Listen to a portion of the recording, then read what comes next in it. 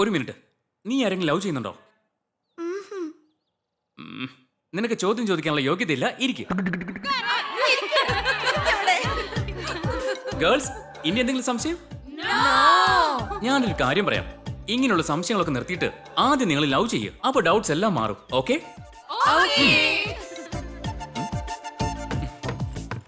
പിന്നെ Shruti, this is only for you. Take it. By.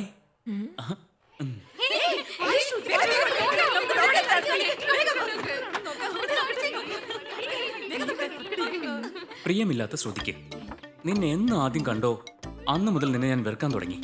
വെറുപ്പിന്റെ ശരിക്കുള്ള അർത്ഥം തന്നെ നീയാ. നിന്നെ കാണാത്ത ഓരോ നിമിഷവും ഞാൻ വളരെ സന്തോഷവാനാ. ഇന്ന് ഈവനിങ് അറിയാതെ പോലും നീ സ്പെൻസർ പ്ലാസിലേക്ക് വന്നേക്കരുത്. എന്നെ നിന്നെ മനഃപൂർവ്വം വെറുക്കുന്ന കുട്ടി.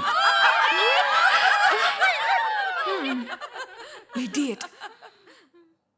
The properties of musical sounds are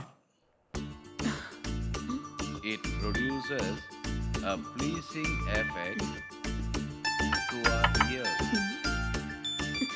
The waveform is regular and predictable.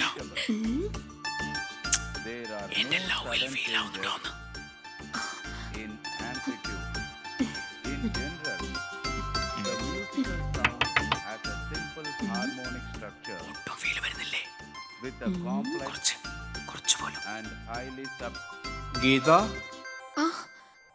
out.